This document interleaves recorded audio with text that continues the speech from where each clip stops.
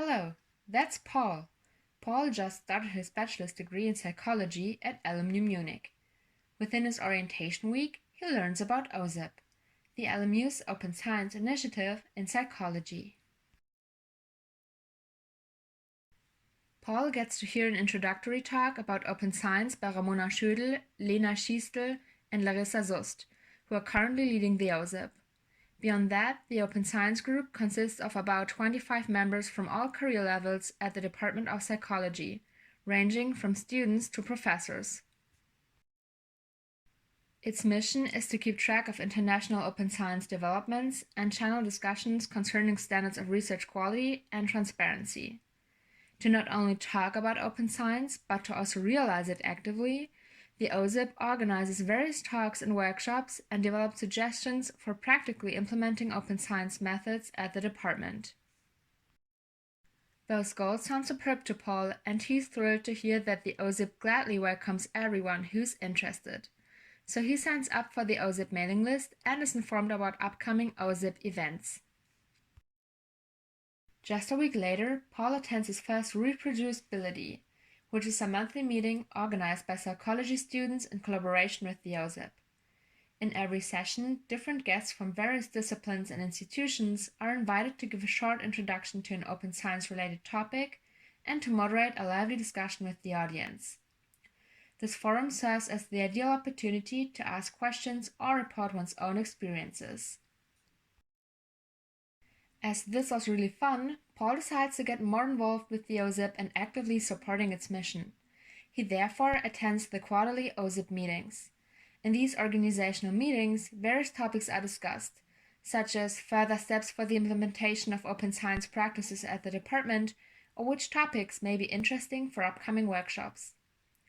Paul, as a student, is especially welcome to those meetings, as the OSIP would like to take perspectives from early-stage psychologists into consideration. As Paul progresses in his psychology degree, he also regularly participates in the numerous expert talks and workshops the OSIP organizes. Those events are, again, addressed at researchers on all career levels.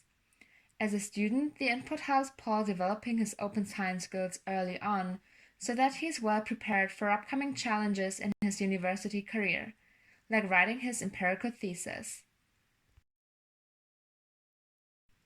As Paul approaches the end of his studies, he eventually tackles his first very own research project, his bachelor thesis.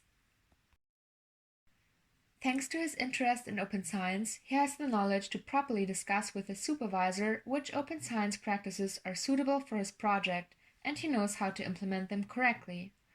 The OSIP provides an open science agreement template for thesis, in which Paul and his supervisor put on record all the details about open science practices they have agreed on. Upon finishing his thesis, Paul hands in the agreement along with a disclosure form stating which open science practices have actually been implemented. Paul's open science efforts are rewarded because the supervisor uses a transparent grading scheme provided by the OSIP. His supervisor shares the grading scheme with Paul, and Paul realizes that the grading also considers open science practices like pre-registration or open scripts. The years pass by as Paul proceeds through his graduate studies, and eventually Paul's ready to acquire his doctoral degree. He again wants to actively implement open science practices in his dissertation. On the OSIP's website, he finds a template for an open science agreement for dissertations. The OSIP strongly encourages both the PhD student and the supervising professor to sign this agreement at the beginning of the dissertation. Again, when handing in his dissertation, Paul hands in this agreement along with a disclosure stating which practices were realized and why others weren't. During his doctoral degree, as well as during his postdoctoral time at different institutions around the globe, Paul constantly practices open and transparent science. He also becomes involved in the organization of open science talks and workshops as he wants to spread the word. Eventually, Paul decides that he is ready for a professorship and wants to apply at his alma mater LMU. He remembers that the psychology department there incorporates open science statements into all professorship job announcements, which he feels could enhance his chances.